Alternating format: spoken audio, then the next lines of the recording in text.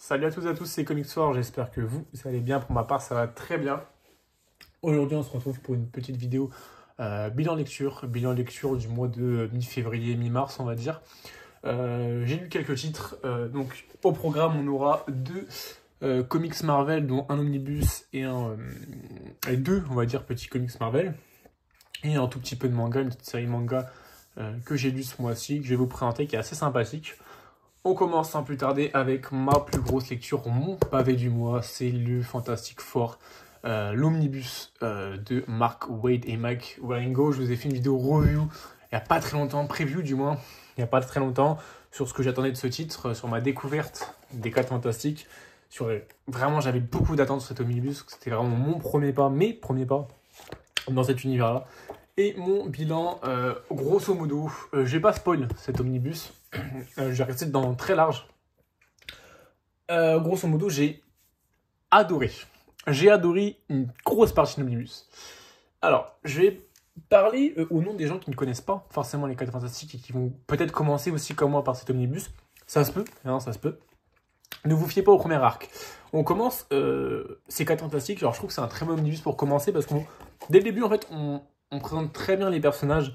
Il y a un aspect qui est très sympathique dans les 4 Fantastiques, c'est qu'on parle beaucoup de la société des 4 Fantastiques, de comment ils gagnent leur argent, qui s'occupe de leur image de marque, les brevets que Reed Richards vend pour être aussi friqué évidemment.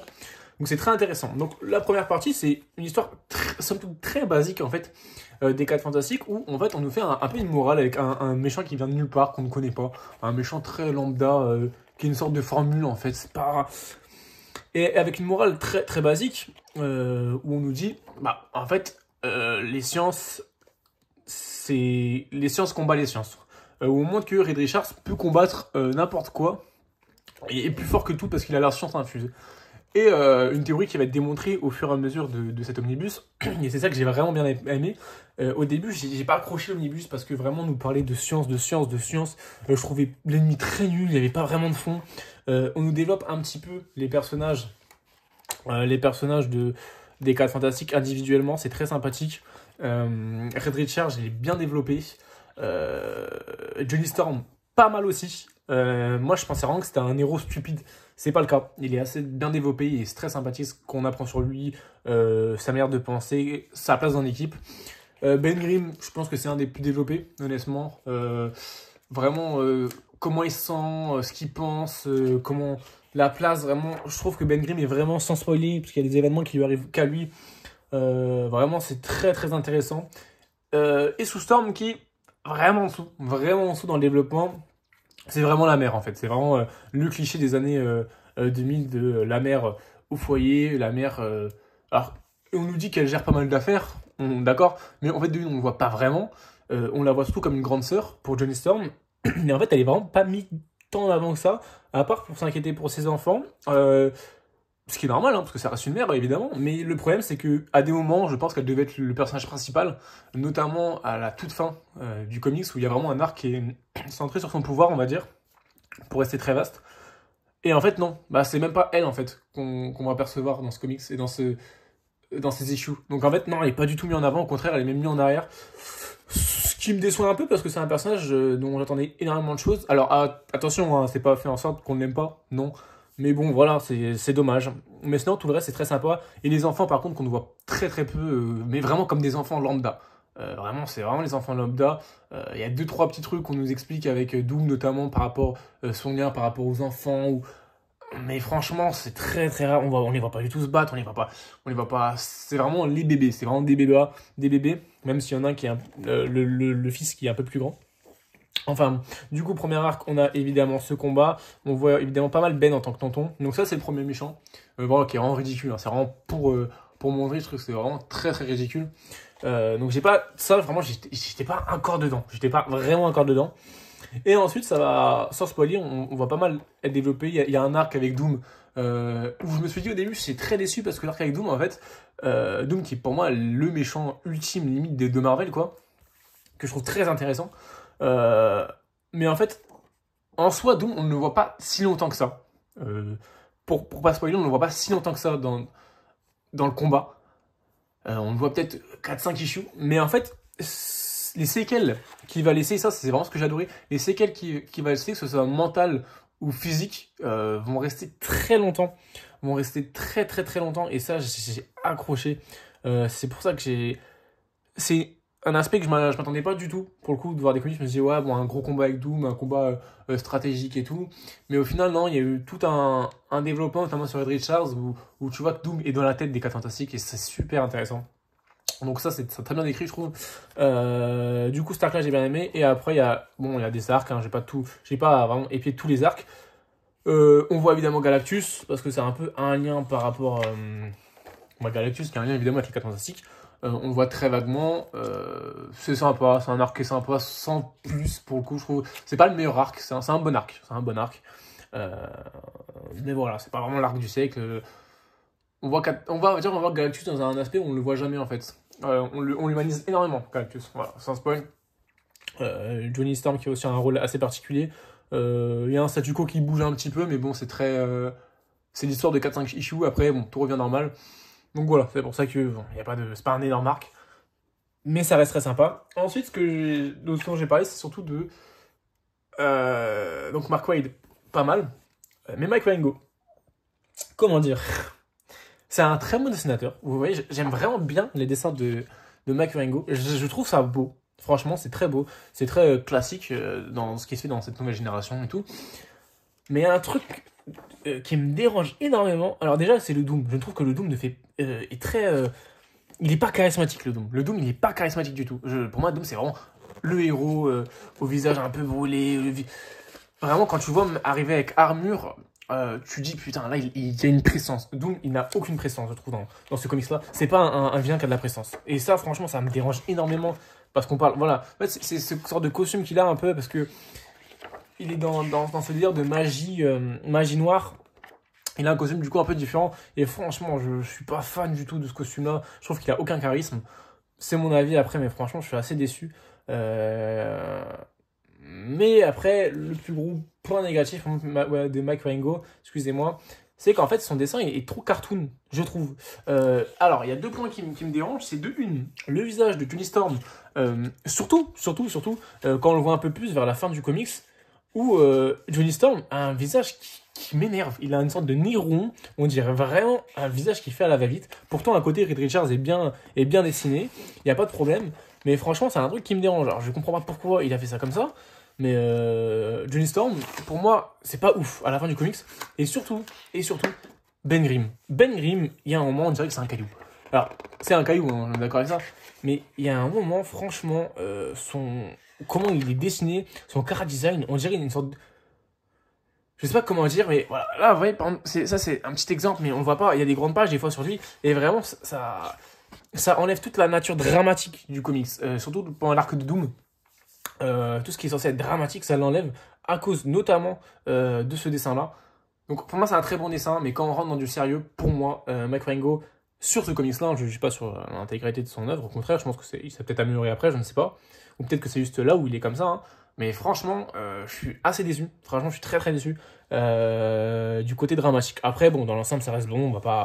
On va pas nier, voilà. Mais bah, ça, c'est pas putain. La chose pour moi, c'est pas ça. Vous voyez là, c'est pas moi. C'est la chose, c'est pas ça pour moi. C'est plus charismatique que ça. Par contre, des très belles covers. Et pour finir, voilà, c'est ça que je veux dire. Alors d'ailleurs, je sais pas si c'est encore Mike Wieringo qui dessine sur ce chapitre-là. Mais franchement, là, ouais. À partir de là, franchement, il y a plusieurs moments où je me dis putain. Franchement, là, c'est pas le Ben Grimm que je veux voir, quoi. Et pour finir, dernier point, le dernier moment un peu intéressant que je trouve, c'est vraiment le côté, le débat un peu externe où on voit Reed Richards qui a du mal, qui a une fierté, un ego surdimensionné. Et en fait, tout le long du comics, on nous montre qu'il apprend petit à petit à comprendre qu'il n'a pas la science infuse et qu'il y a des sciences qu'il ne connaît pas.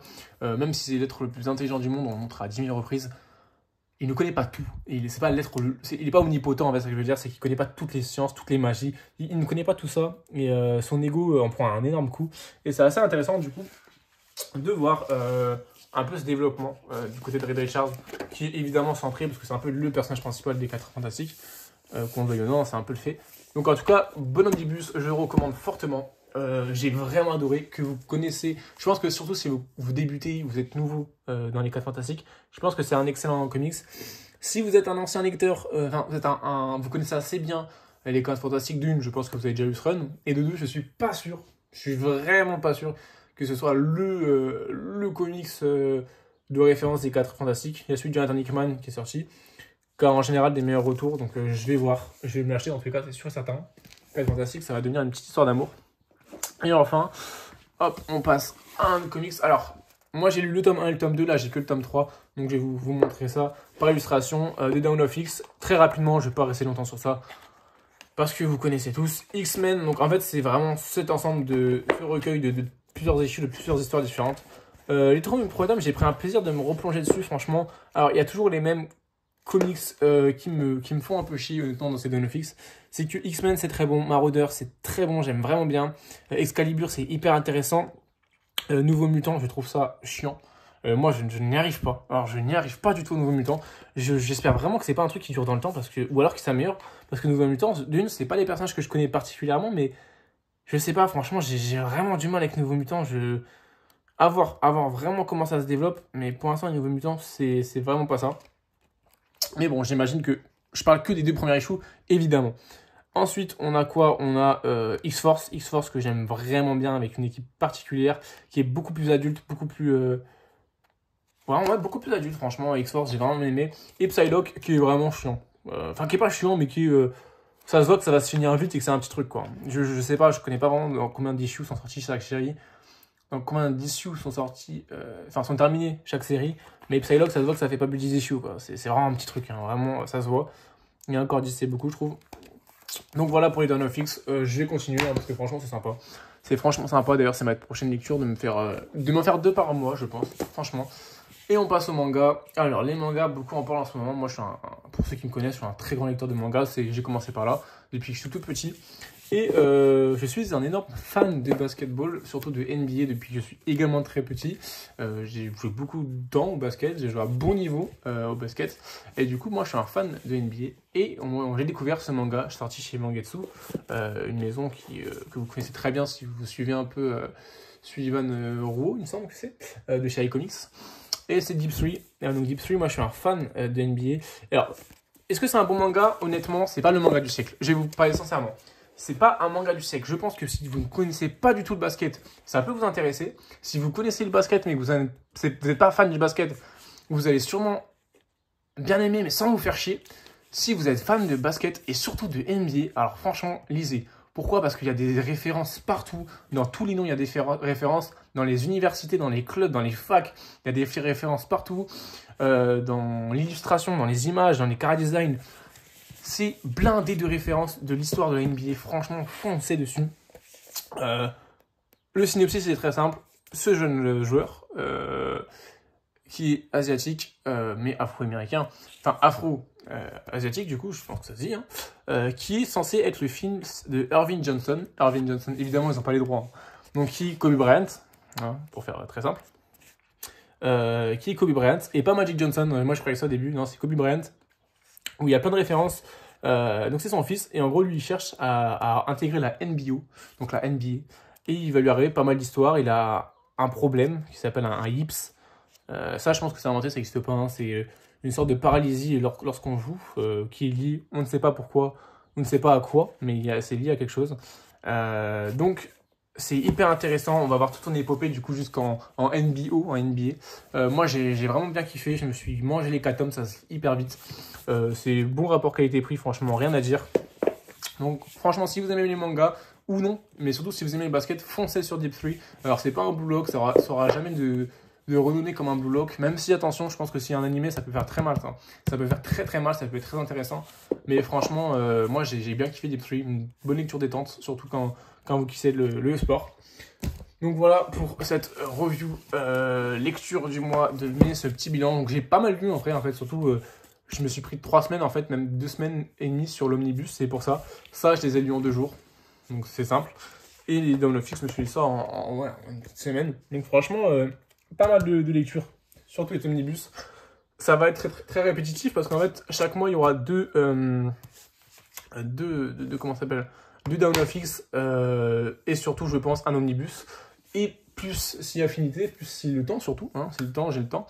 Mais en tout cas, ça va être des lectures que je vais vous faire chaque mois avec des vidéos présentation comme je vous ai fait là pour chaque titre que j'achète. Donc je pense que quand je vais acheter un titre, en général, j'en achète 3 par mois parce que l'omnibus ça coûte très cher. Donc évidemment, je ne peux pas me permettre plein de choses. Là, par exemple, j'aime choisir un omnibus là pour le mois prochain. J'ai fait des très très bonnes affaires Vinted, donc il y a pas mal de trucs qui arrivent. Donc je vais pouvoir vous présenter ça. Et surtout, je me suis mis un petit peu à la VO. Petit spoil, je me suis mis pas mal à la VO pour suivre l'actualité de Marvel. Parce que bon bah voilà, ça me manque d'un peu de voir l'actualité. Donc je me suis mis pas mal à la VO. Donc vous aurez du coup ces achats comics que je vais vous présenter toutes les semaines et plus un bilan chaque mois. En tout cas, j'espère que vous avez bien aimé la vidéo. Dites-moi si vous avez déjà lu ces titres dans NoFX. Bon, j'attends pas tant de retours que ça. C'est pas un titre dont les retours m'intéressent honnêtement. Mais surtout, si vous avez lu Fantastic Four ou Deep Three, ça m'intéresse énormément. N'hésitez pas à me le dire en commentaire vos avis sur ça. En tout cas, si vous avez pas aimé ma vidéo, je vous laisse faire un petit like si ça vous a plu. En commentaire, évidemment, pour qu'on parle de ces lectures. Et surtout, je vous souhaite une très bonne journée ou une très bonne soirée. Et surtout, de très très bonnes lectures.